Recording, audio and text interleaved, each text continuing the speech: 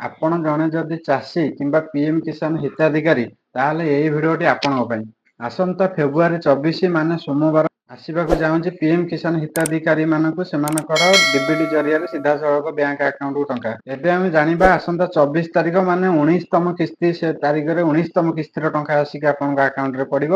ତ ଏଇ ଭିଡ଼ିଓରେ ଆମେ ଜାଣିବା କୋଉ ହିତାଧିକାରୀ ମାନଙ୍କର ଆସିବ ନାହିଁ ଏବଂ ନୂଆ ହିତାଧିକାରୀ ମାନେ ବହୁତ ଯୋଡ଼ା ହେଇଛନ୍ତି ସେମାନେ କ'ଣ କଲେ ଆସିବ। ଯଦି ଆପଣଙ୍କର କିଛିଟା ତ୍ରୁଟି ଅଛି ତ ଟଙ୍କା ନ ଆସିପାରେ ଏଇ ଭିଡ଼ିଓରେ ଆମେ ଜାଣିବା କ'ଣ କଲେ ଆସିବ। ପୂର୍ବ ଭିଡ଼ିଓ ମାନଙ୍କରେ ମୁଁ ସବୁ ଜିନିଷ ଜଣେଇଥିଲି କିଭଳି ଷ୍ଟାଟସ୍ ଚେକ୍ କରିବେ, ଷ୍ଟାଟସ୍ରେ କ'ଣ କ'ଣ ଓକେ ଥିଲେ ଆସିବ। ଆଜି ଆମେ ସେସବୁ କିଛି ଡିସ୍କସନ୍ କରିବାନି। ଆମେ ଆଜି 3ଟି ଜିନିଷ ମୁଁ ଆପଣଙ୍କୁ କହିବି। ଆପଣଙ୍କର ଲ୍ୟାଣ୍ଡ ସିଡ଼ିଂ ଓକେ ଥିବା ଦରକାର, ଆପଣଙ୍କର KYC ଓକେ ଥିବା ଦରକାର, ଆପଣଙ୍କର NPCI ଦ୍ୱାରା ଡିବିଟି ଲିଙ୍କ ଥିବା ଦରକାର। ଏଇ 3ଟା ଜିନିଷ ଓକେ ଥିଲେ ଆପଣଙ୍କର ଟଙ୍କା ଆସିବ, କେହି ଅଟକେଇ ପାରିବେ ନାହିଁ। ଏଇ ଭିଡ଼ିଓରେ ମୁଁ କହିଛି ଆପଣଙ୍କୁ କିପରି KYC କରିବେ। ଯେଉଁମାନେ ସିଏମ୍ କିଷାନ ପାଇଛନ୍ତି, ପିଏମ୍ କିଷାନ ପାଇନାହାନ୍ତି, ନୂଆକରି ପାଇବାକୁ ଚାହୁଁଛନ୍ତି ସେମାନେ କିପରି KYC କରିବେ ଏବଂ ଯେଉଁମାନେ ଆଗରୁ ପାଉଥିଲେ ଗଭର୍ଣ୍ଣମେଣ୍ଟ ଯେଉଁ ମଝିରେ ବାହାର କଲା KYC କରିବା ପାଇଁକା, ଯଦି ଆପଣ KYC ଏବେ ସୁଦ୍ଧା କରିନାହାନ୍ତି ଆପଣଙ୍କ ଟଙ୍କା ଆସୁନାହିଁ, ଏଇ KYC କରନ୍ତୁ, ଟଙ୍କା ଆସିବ। ଏବେ ଆମେ ଲେଟ୍ କରିବା ନାହିଁ, ଭିଡ଼ିଓକୁ ବହୁତ ଲମ୍ବା କରିବା ନାହିଁ। ଏବେ ଆମେ ଡାଇରେକ୍ଟ ଯିବା କିଭଳି KYC କରିବା ନିଜ ମୋବାଇଲରେ, ଆମେ ସେ ଭିଡ଼ିଓରେ ଜାଣିବା। ନିଜ ମୋବାଇଲ କିମ୍ବା ଲ୍ୟାପଟପରେ ଯେକୌଣସି ଗୋଟେ ବ୍ରାଉଜର ଓପନ୍ କରନ୍ତୁ। ଆମେ ଏବେ କ୍ରୋମ୍ ବ୍ରାଉଜର ଓପନ୍ କରିବା, ସେଠାରେ ସର୍ଚ୍ଚ କରିବା ପିଏମ୍ କିଷାନ।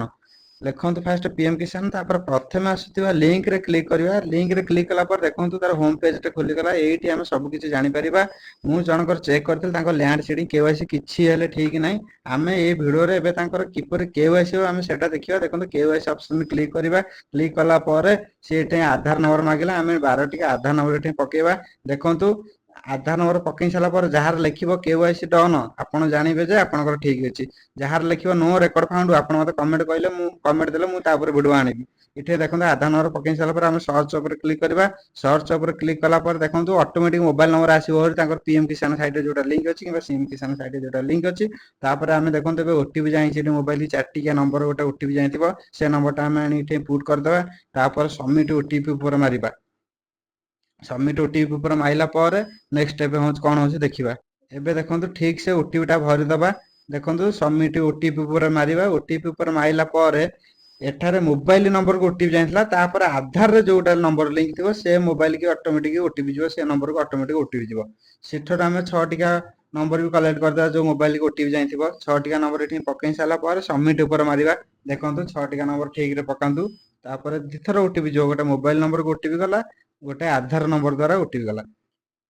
ତାପରେ ଆମେ ଏଠି ସବମିଟ୍ ଉପରେ ମାରିବା।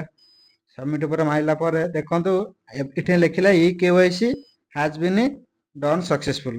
ଆପଣଙ୍କର KYC ହେଇଗଲା। ଯଦି ଆପଣଙ୍କର ଆଗରୁ KYC ହେଇଯାଇଥିବ ତାହେଲେ ଲେଖିବ ଅଲରେଡି ଡନ୍, ଆପଣ ଜାଣିବେ KYC ହେଇଛି। ବାକି ଲ୍ୟାଣ୍ଡ ସିଡ଼ିଂ NPCI ଦ୍ୱାରା ଡିବିଟି ଲିଙ୍କଟା ଚେକ୍ କରିବେ। ବାକି ଯାହାର ନୋ ରେକର୍ଡ ଫାଉଣ୍ଡ ଲେଖିଲା ମୋତେ ମେସେଜ ଦିଅନ୍ତୁ, ମୁଁ ଆପଣଙ୍କୁ ଜଣେଇଦେବି।